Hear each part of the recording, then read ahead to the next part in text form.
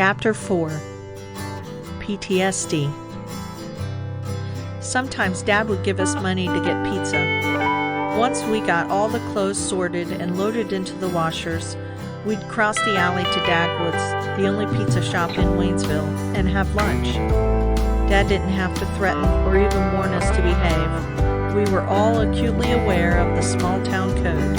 Everyone knew everyone else, and parenting was the collective duty of every other adult. If we misbehaved, Dad would find out, and nobody wanted his wrath to rain down.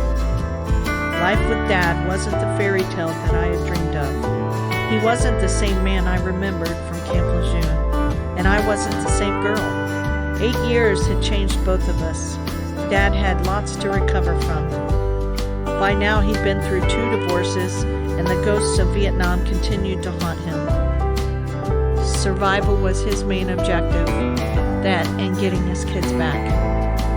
Demons, courtesy of his post-traumatic stress disorder, made him a monster at times. Dad's crippling inability to deal with reality as a sane adult left me cowering in the furthest places from him. One of the most memorable of these episodes involved the minor, albeit annoying, inconvenience of a traffic incident. A woman pulled out in front of us. That's all. She could have waited for us to pass, but she didn't. A quick horn honk would have let her know she didn't have the right of way, or at least was being less than courteous. Dad could have even flipped her the bird, but his reaction was disproportionate to the offense. "You stupid, dumbass motherfucking bitch!" Dad stopped the car, got out, stood in the middle of the street, and continued to scream at her. "Stupid fucking woman drivers! You all should just stay home!" I shrank into the smallest version of myself possible. I wanted to be anywhere but there in the moment. I was afraid that someone would hit us, or him. Dad's tirade continued as his face turned purple. When he finally got back in the car, the boys and I were terrified that he would turn his rage on us.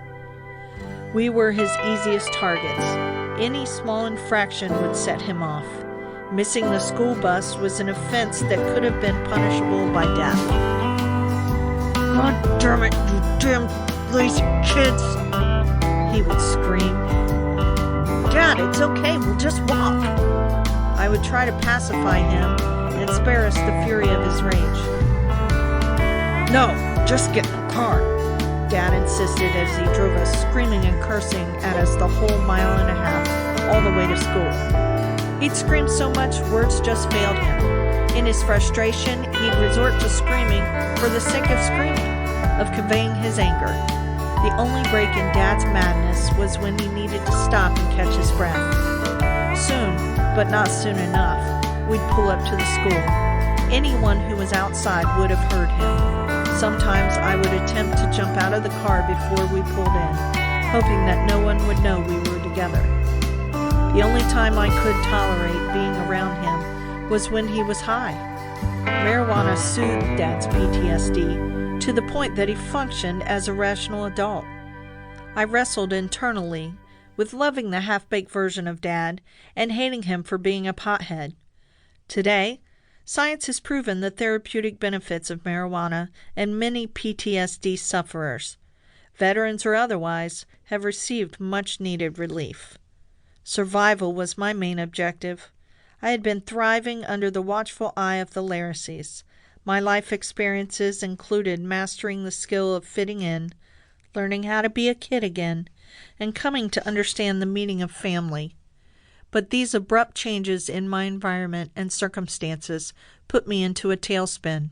I repeated the now familiar, but never easy, theme of getting acclimated to a new home and family. For better or worse, I had to find a way to make it work.